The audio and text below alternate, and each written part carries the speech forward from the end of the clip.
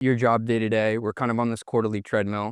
What was it like a year ago, and how would you compare that to what it is this year as you prepare for the next earnings cycle? When I joined about 3 years ago, the team was pretty lean. We were like 7 or 8 people, which for an fp&a team for a public company is pretty lean. So I've been simultaneously kind of building out the team. We've also been on this journey of going from, manual work and Excel spreadsheets to, we've both been hiring some folks that are more focused on data, like an actual sort of data analyst backgrounds, which I do think is kind of the wave of where we've been heading in finance already, is even pre-AI. And we've been working on some systems implementation. So we've moved within our fp&a practice to Pigment as our new planning and forecasting tool, which has already been pretty impactful. So sort of pre the big wave of AI, we were already kind of getting closer to the data, automating a lot of things. And then what I think AI has done in the last year or so is really just sort of compounded those movements. And then today, what I'd say is we've really turned the dial from going from a reporting function, which is based off of Excel spreadsheets and a lot of manual work,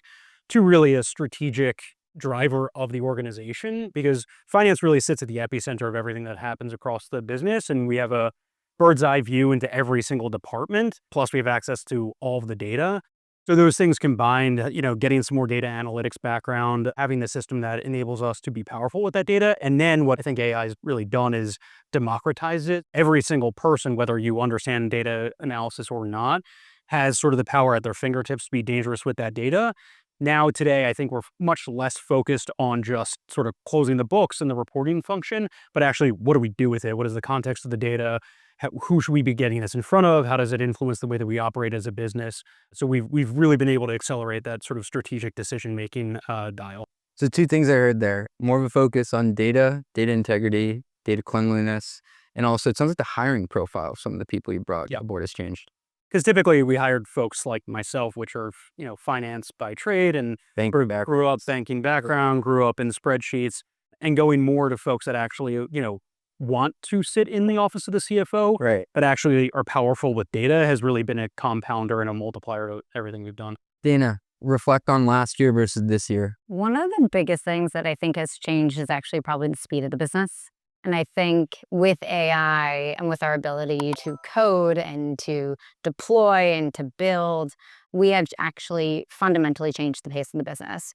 On top of that, we have an entirely new leadership team. We are a default to AI company. So while we are a public company, we are a company that deploys AI from top to bottom. I said this earlier to some people, but I actually think that my boss, who's the president, vibe codes more than I do. And so it starts at the top, and the amount of AI that we have sort of running through the business is astronomical. But where that comes out is things like the speed and the agility and the pace that you actually move as a company. Everyone in finance is adopting AI right now. There's a problem because there are a dozen disconnected tools. You got one for revenue, one for AP, one for close, and each one of these needs training and documentation. And the expertise to run them lives in your team's heads, not your systems.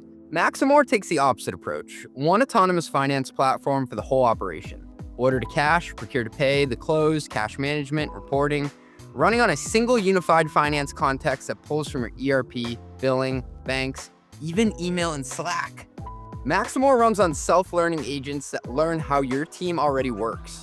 No prompts to write, no workflows to build, nothing to document.